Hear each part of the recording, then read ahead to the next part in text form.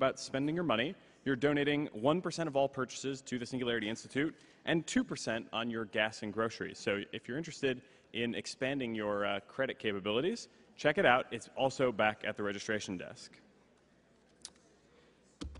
Our next speaker has traveled a great distance to be here. He is Dmitry Itskov, born in Russia in 1980. He studied in the corporate management department of the Moscow Economic Academy, and today he leads New Media Stars, which is a Russian internet media company that owns several newspapers, in addition to the TV channel Russia.ru, which has 600,000 daily viewers. Dmitry is an active investor, but his primary passion today is the strategic social movement Russia 2045, which he founded in 2005. The goals of the movement are to establish Russia as an international hub for cutting-edge research, to advance cybernetic technologies that can extend human lifespan and improve quality of life, and to promote technology-driven humanism through the media. He is here today to tell the story of the Russia 2045 movement and to outline its ambitious research agenda. Please welcome Dmitry Itskov.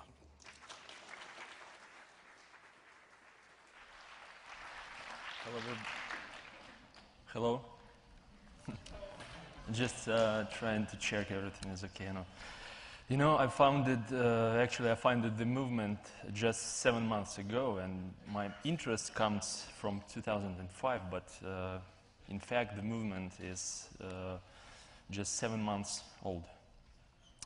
And before I begin, I would like to say that the vision I have for the future and humankind would be considered by many, if not the most, to be bold. But here I believe I'm among like-minded people more so than anywhere else in the world. So that's why it's a great pleasure for me to share my vision with you today. Just checking. So I'm not a scientist, I'm not a philosopher. For the last 12 years, my work has been in media project and particularly internet media. When I became interested in the idea of extending human lifespan and became a supporter of the idea of attaining immortality via the use of cybernetic technologies, I immediately understood how I could apply my experience.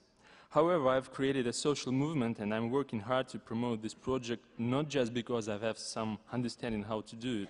I'm also doing these things because they are necessary to make cybernetic immortality a reality. And there are many functioning innovations in the world today, so we are not far from making this project a reality. And now, more than ever, the idea has to be promoted publicly, so that its supporters will declare a commitment to it and create a social mandate. Scientists who are ready to devote time to the project need this to happen, and philosophers who are ready to provide a rationale for the project need this to happen. And everyone who is ready to get involved but is holding back needs this to happen. It is scientists in particular who have proposed dozens of projects relevant to the movement who have formed the backbone of Russia 2045. They have been joined by philosophers, public figures and visionaries. Now my task is to make the project international. That is why I'm here telling you about the social movement Russia 25. I have a clear picture in my head, and I believe that it is how things will be and must be. I have limited time to speak, so I have to keep things short, but I would like to attest to the fact that the technical projects discussed in the presentation were created by professionals and represent our real plan of actions. And some of the technologies presented already exist. Others we plan to create within 5 to 10 years, and still others modern science doesn't yet know how to create. The social movement Russia 2045 was conceived of as a means of promoting the idea of humanity attaining cybernetic immortality. As the founders of the movement, we believe that these technologies in particular will provide the impulse that is so necessary right now to accelerate technological progress. It is cybernetic immortality in particular that will be able to grant people real freedom, including freedom from influence by the environment and their opportunity to explore the far reaches of space. Moreover, it is possible that this scenario will become a reality sooner than other such possibilities for extending lifespan all the way to immortality. But in order to make our project a reality, there need to be changes in the ethics, culture, and thinking of those who will sustain the steady development of civilization during and after the evolutionary transformation envisioned by the project. On this slide, you can see the goals of our movement. We believe that humankind is currently on the verge of a complete collapse of its value structures. Consumer society is mostly concerned only with maintaining a comfortable existence and satisfying its desires. Science focuses on meeting people's consumptive needs, and inventions that do not make an enormous profit are rejected, deemed non-viable and necessary. Our civilization, using modern means of transportation and communication, is incapable of liberating people from the constraints of a physical body, of eliminating disease and death. Consumer society provides corporations the opportunity to earn lots of money, but it never helps achieve a technological breakthrough. We are running in place, even though we have a creative and intellectual capabilities to make many great discoveries. We believe that the world needs a different ideological paradigm. We must formulate an overarching goal that will provide a new trajectory for development and that will facilitate a scientific and technological revolution. For many days in a row, people have been demonstrating in New York with cries of down with capitalism. These cries give credence to the fact that current capitalist model is undergoing a serious crisis. And there is every reason to believe that it will only intensify. We believe that the world needs a new social formation that can be based around the ideas of transhumanism. I believe that 2045 movement should use the term neo-humanity to refer to this new social formation. There is a well-known aphorism: political action happens on the streets. In order for us to take political action, we don't have to take to the streets. We have to become the intellectual elite of the future, to want to develop technologies and to begin doing so, to build a model of new world. The community that will be built within the framework of the 2045 project will bring people together, steeping them in the idea. Over time, a new generation of like-minded people will emerge, and out of that generation will grow a new political and scientific elite. We need revolution, but we don't need a bloody revolution as there already was in the history of my country. We need a technological revolution, not street riots.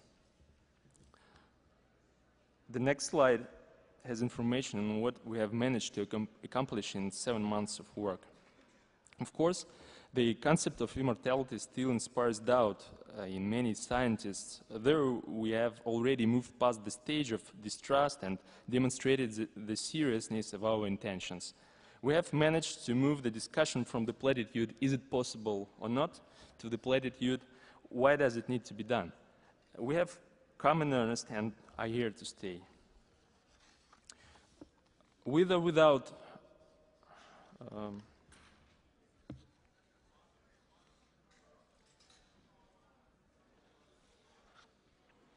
I'm sorry.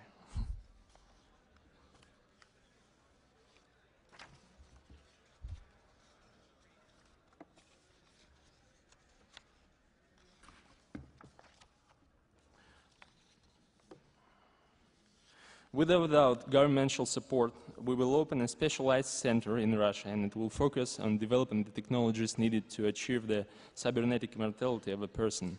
For the first time ever, anywhere in the world, we are confident that such a project can be carried out without government support by bringing people together who are interested in the project through the internet.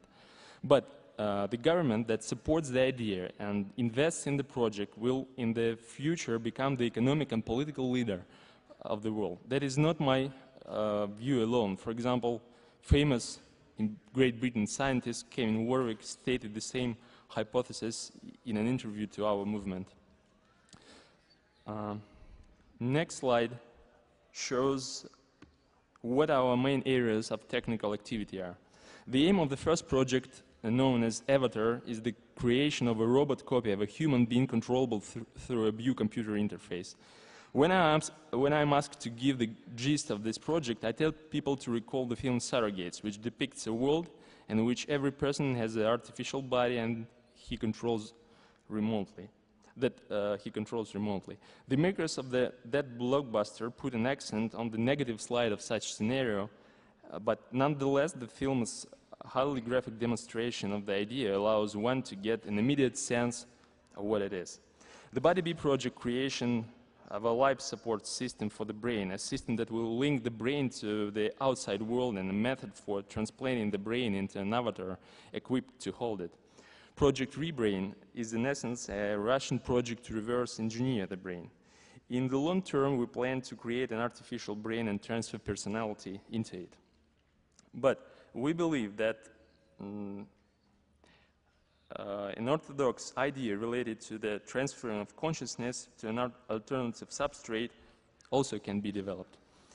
There are different takes on how artificial bodies will advance further. There are a lot of different ideas out there. Raymond Kurzweil hypothesized that the human body will be able to take any form composable by nanorobots. But in our plan, the end goal is an artificial body similar to a hologram.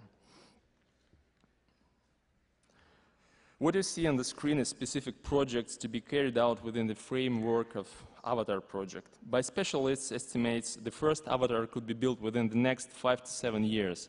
After all, many of the technologies have already been invented. Of course, in the early stages, it will be a lot simpler than in the film, but even then it is enough to turn the world upside down. Avatars will be able to be put to use by the Ministry of Emergency Situations, firefighters, police. Avatars will replace the fragile human body in outer space. The avatar will even be able to serve as a business representative, traveling on business trips, signing contracts, etc. And its components, parts, will without a doubt be used in helping the disabled. Yes, there are some problem areas in certain technologies, for instance, autonomous energy supply and their operating speed of brain-computer interface. Nonetheless, in 5 to 7 years' time, our project will have made so much progress that it will have a pivotal effect on how cybernetic technologies are perceived in society. It will significantly change the world and will become as popular as the automobile. We are aware that such technologies have undergone significant progress in the US, thanks in part to the efforts of our compatriots who left Russia in the 1990s and 2000s. And that considerable advancements have been made in certain European countries. And we believe that joining forces will only help things. Why waste time in inventing the wheel when the bicycle already exists?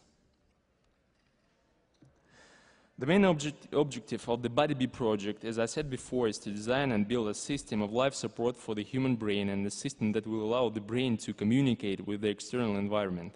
This is the idea that our movement is criticized most for. But I'm confident that there will be many people out there on the verge of death who will decide to extend their lives, buying some time with the help of this technology before we are able to accomplish the third part of our project. There is already the Geminoid android, which has a face that is indistinguishable from a person from only a few feet away. Technology is progressing, so why not prolong people's lives in a body that externally is no different and is functionally almost the same? Russia has its own traditions in this area. For example, Sergei Brukhanenko is famous around the world for having been the first in the world to create a heart lung machine. And Vladimir Demikhov, the father of transplantology, performed several successful experiments in which he transplanted dog heads, resulting in a two-headed dog. This is our project to reverse engineer the brain. In September, the ReBrain project was presented at the Neuroinformatics 2011 conference in Boston by Vitaly Dunin-Barkovsky. Once we have an understanding of how the human brain is organized and what human consciousness is, we will be able to transfer consciousness to a new, more advanced body. Some hold the opinion that the intelligence of modern man is an artificial intelligence. The only remaining natural thing about it is its protein-based host, the brain. Taking that a step further, the human brain is simply an instrument for connecting consciousness with the body. And when we are able to create an artificial intelligence, an artificial brain, and transfer our personality into an artificial body, then we will have a unique creature, a super person with superpowers.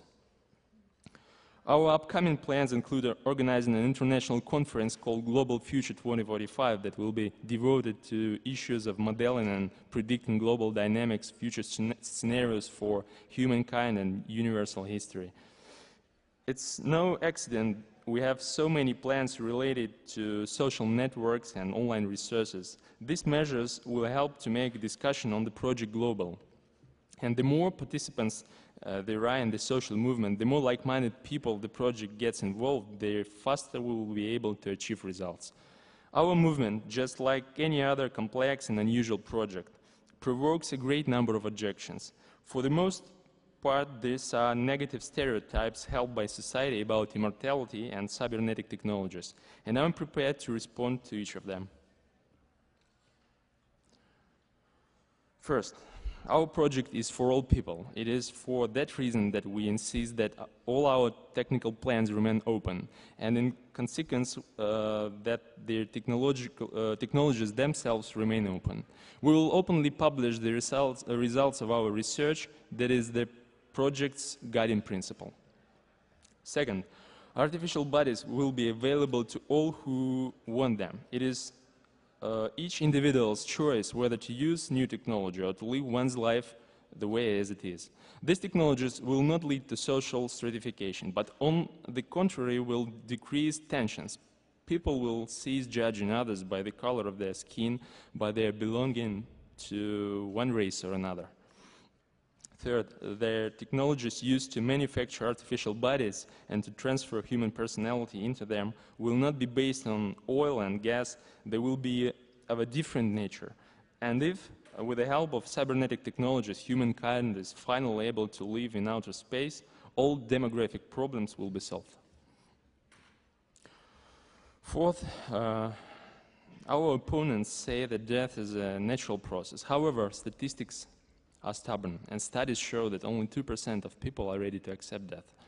A friend of mine once said on Facebook that everyone wants a new phone, new car, a new laptop, but when a person has cancer, all he wants is to survive. Fifth, throughout history, there have been a great many false beliefs, and by both laymen and great scientists. Leibniz didn't accept Newton's theory of gravity. Galileo ignored Kepler's laws of planetary motion. It is senseless in this day and age to say that something is technically possible or not. It is senseless to accuse us of idealism. We are setting the technological trajectory.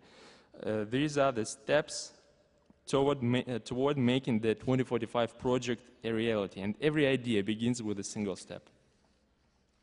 So, do not believe those who say that it is impossible to create an artificial brain or transfer consciousness to an artificial body. The very statement, "it will never happen," contradicts the principles of science. Indeed, the technical means do not yet exist to accomplish the ultimate goal of the project, but new technologies are being invented all the time and the possibilities are extending. At one time, atomic energy seemed like science fiction and space travel far-fetched. But not a single self-respecting scientist can say with confidence that there is no chance of an idea emerging in the next 5 to 10 years that will make the impossible possible. It's a question of time, and it's a matter of making the effort of bringing people together.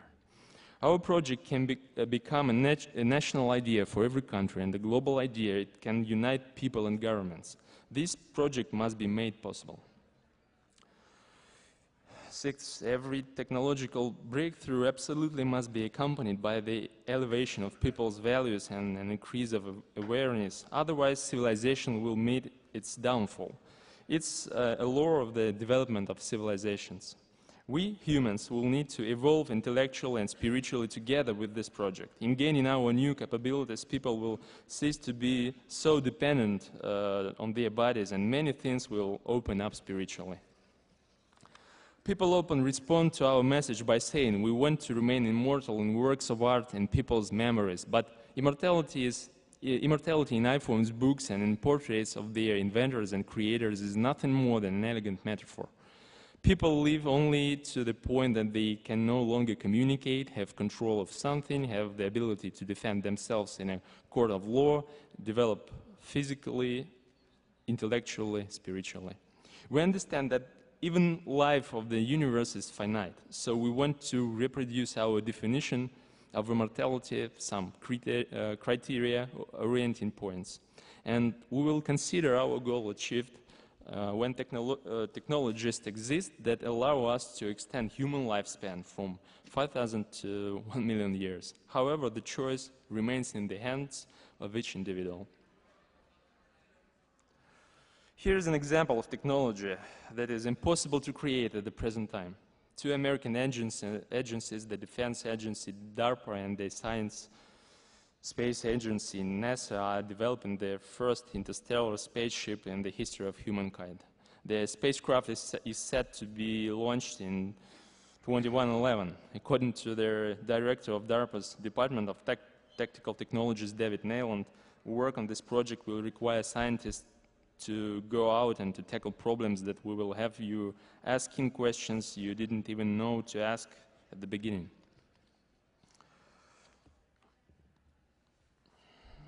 Two powerful trends are currently converging: the evolution of the technological environment and the cyborgization of people. It is clear that as technologies advance and the technology of human-brain interfaces improves, people will be able to control machines with their thoughts. With the development of artificial organs and other systems, it will become possible to connect, or I should say to embed, additional terabytes of memory in a person, such that a person will be able to control a fantastic amount of resources, instantly sending there and receiving information. And the main problem that will be faced by this super being that humans could very soon become will be that its lifespan is too short. We don't want to die, and anyone who answers no to the question, do you want to be immortal, always says yes to the same question with regard to their relatives. It's clear that the refusal to accept the idea of cybernetic immortality and just immortality is the result of a fear of their ego and the shock of the future. People are afraid because they cannot imagine what the future will look like, and our job is to show people what it will look like. People are held back by fear of change, inertia, refusal to accept the new. Those are the things keeping people away from admitting their desire to live forever.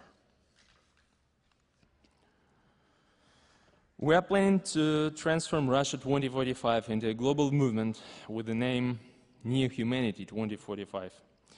In this slide, I would like to show you my vision of the objectives for New Humanity for the next 1,000 years. While you look them over, I will say a few words. There is a long history of tense relations between our countries, Russia and US. There is a history of competition in space technology, the history of the Cold War and the arms race. I would like to propose we start a new race, a race to attain immortality. And it will be the first positive project, one that does not make relations worse but improves them.